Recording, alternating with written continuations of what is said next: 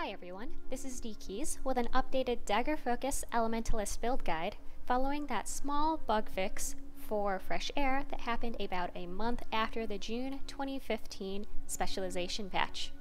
With that small bug fix, it opened up a lot of opportunities for different rotations for the Dagger focus Elementalist, so I'd like to go over what rotations should be used with which builds now.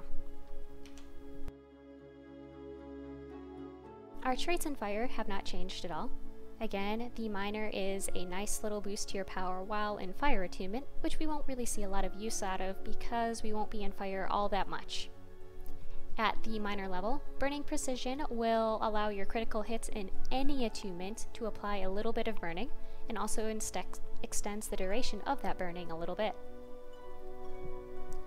The next minor will apply a little bit of damage and apply a fire shield to you every time you enter fire attunement, so you'll have a decent amount of fire shield uptime with these rotations. Next, Pyromancer's training increases damage while in fire attunement, but also reduces the recharge on your fire fields as well as the other Dagger focus fire skills. So this is useful for having a higher might uptime and of course increasing DPS because those fire fields are very good burst damage and very good burn damage. Finally, the last minor, Burning Rage, is a simple 10% damage modifier on burning foes.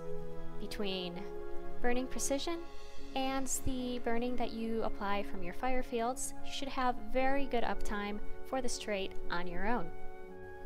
Another thing that will help that burning uptime, as well as increase your damage and increase your might by allowing you to put more blast finishers in your fire fields, is Persisting Flames, this Grandmaster. It will extend the duration of your fire fields by 2 seconds, and also whenever you cast a blast finisher in any fire field, you will grant nearby allies 10 seconds of Fury base. Also, if you happen to get down in a fight, you will put down a lava font, which can help you rally in some situations.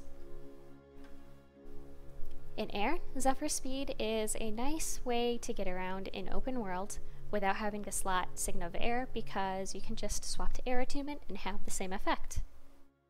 Ferocious Winds now gives you 7% of your precision as a bonus to your ferocity.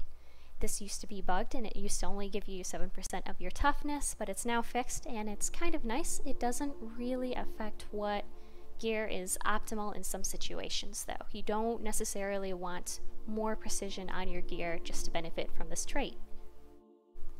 Lightning Strike will strike your target with lightning whenever you attune to air, so you'll see a lot of use out of this trait when combined with fresh air. Now note, you have to have something targeted in order to benefit from this trait.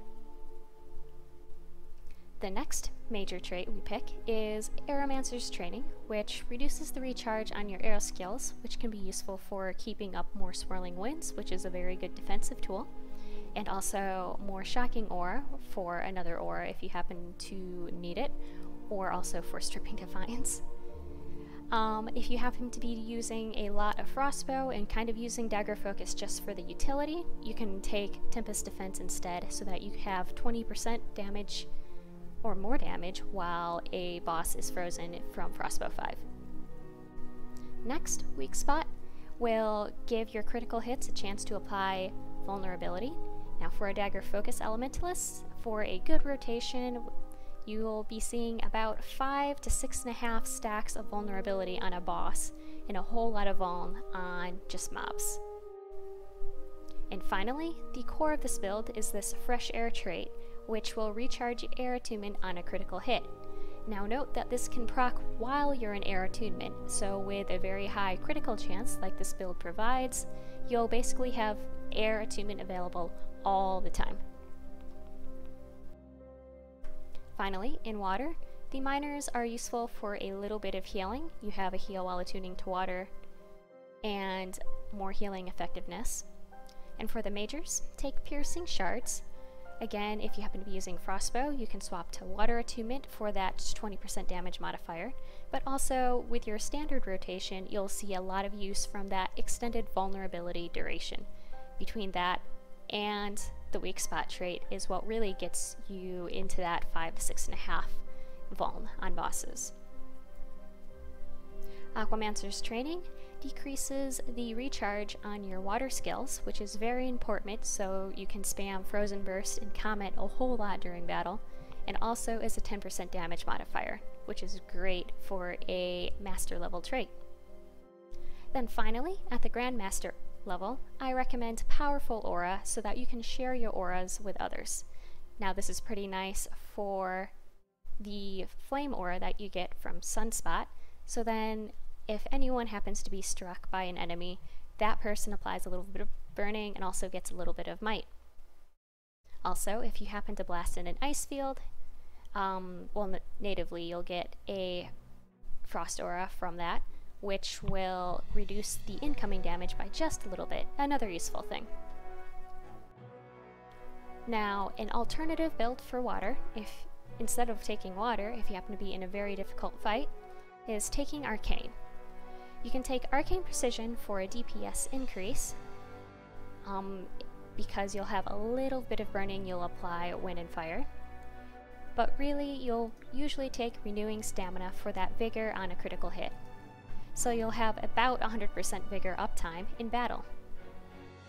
Next, for your master level trait, I would recommend Final Shielding so that if you happen to take a very powerful attack that puts you very low on your health, you'll have an Arcane Shield pop up that helps you survive and get back on your feet.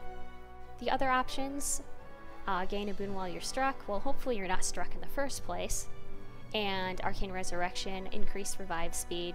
It's alright, but hopefully your allies won't be going down too much either. And personally, I'd be more concerned with my own survival than that of others with a Dagger focus build. Elemental Enchantment gives you a little bit of boon duration increase and reduces the recharge on your attunements, which is nice. It makes me feel like all of my attunements are always off cooldown, but isn't really central to the rotation that goes with having an Arcana trait line. Then finally, for the Grandmaster trait, I would recommend Bountiful Power, which is a 2% damage increase for each boon on you. Now, combined with the Fury from Persisting Flames, as well as Might from your Blast finishers, as well as the boons you get from Elemental Attunement and swapping attunements very, very often, you should be seeing at least 4 or 5 boons on yourself solo, which means this is about an 8 to 10% damage increase even without your allies applying any boons.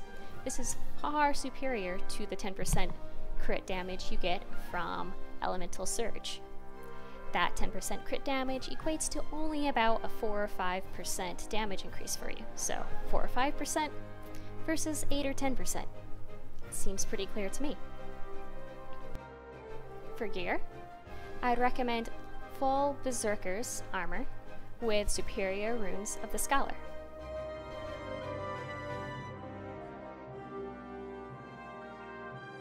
On your weapons, I would recommend Berserker's stats as well, with a Sigil of Force and a Sigil of Night for nighttime dungeons. For trinkets, I would recommend full Berserker's trinkets for this particular build, which will have a fire signet in it. If you don't have a fire signet, you'll want to put on a few pieces of armor so that you have another 180 to 200 precision just to make up the loss of that precision from that fire signet. Other weapons you may want to have include a weapon with a Sigil of Energy for those difficult fights, just because you'll be proccing that sigil very, very often. A Sigil of Strength for soloing, just so you can keep close to 20-25 might on yourself with this rotation. And a Sigil of Frailty or a Sigil of Air for daytime dungeons, or appropriate slaying sigils, such as an Undead Slaying Sigil for a Ra. Now note, if you want to save yourself a little bit of money, since focus is not as important as Dagger for the DPS of this build, you can make those just exotic weapons. Now note, since you're getting fewer stats, that will slightly decrease your power more than just the weapon strength will, but it is one place where you can save a little bit of money while gearing out your Elementalist. For infusions, if you're using Signet of Fire for this particular build, power infusions are the best, but considering other builds and also the fact that you may not always be running in optimal circumstances, or if you're soloing, you can easily just mix in a few precision infusions as well, so that you keep your crit rate up so that you can proc fresh hair all the time, and also get more on crit procs from running precision as well as weak spot.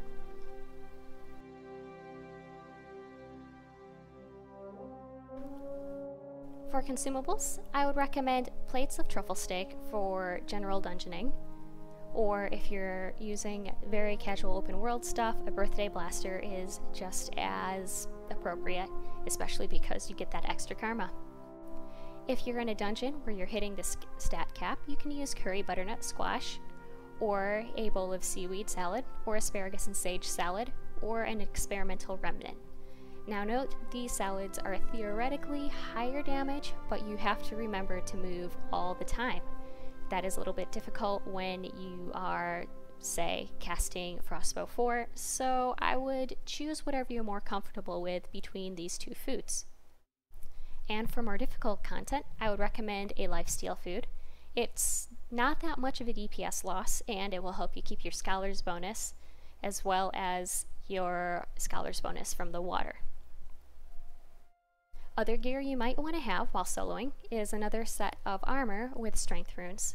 Now for a perfect rotation, if you're just basically AFK DPSing a boss, you don't really need the strength runes, because with a golden dumpling and a sigil of might, or sigil of strength, you'll be at close to 22 to 25 might already.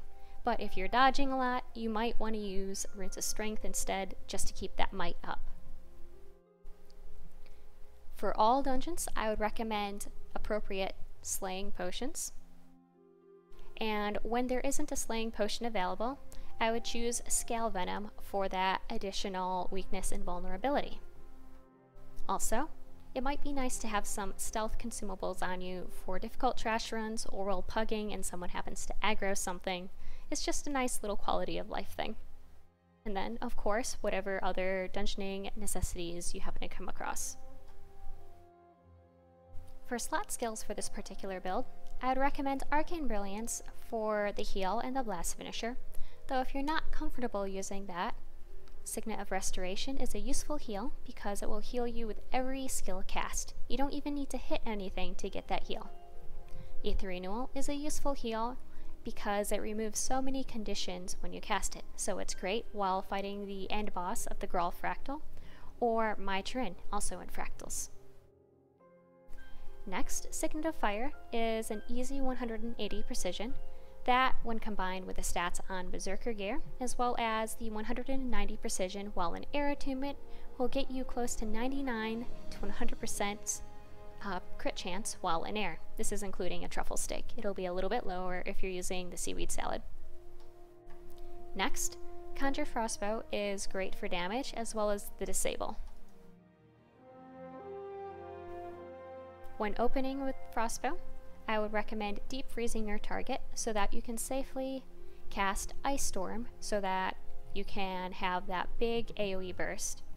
Now, since Ice Storm roots you, and also the efficacy of it is reduced if you happen to interrupt that channel, it's really important that you're safe while casting this.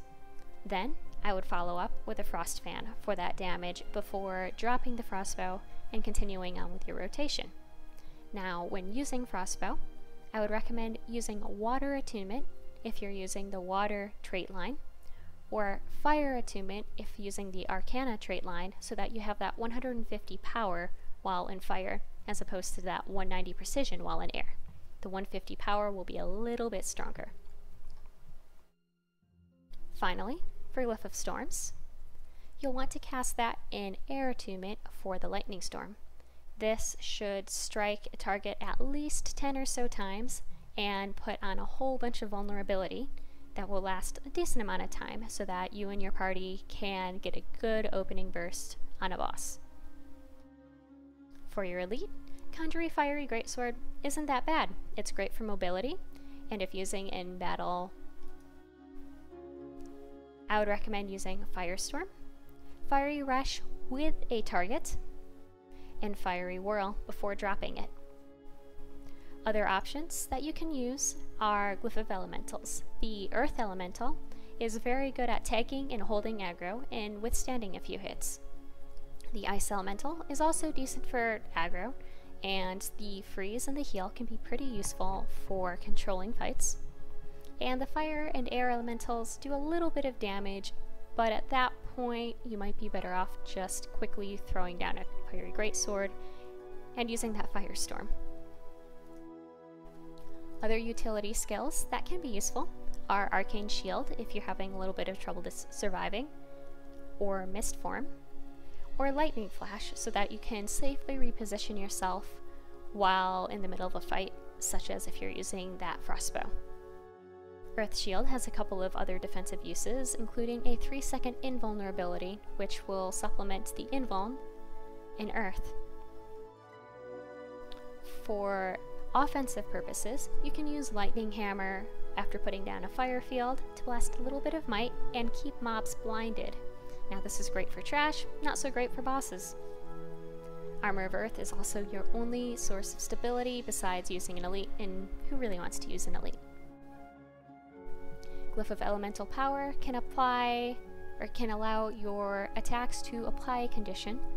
It's very useful to sometimes apply Chilled or Crippled to bosses to help when kiting them in melee. Or the DPS from Casting and Burning can be useful too, though it is not necessarily a better choice than just a Fire Signet with a Berserker build. Finally, Glyph of Renewal can be a useful res for allies or NPCs, though it takes a while to cast and has a very long cooldown, so choose this skill wisely because if you use it, you'll be stuck with it on cooldown for a very long time.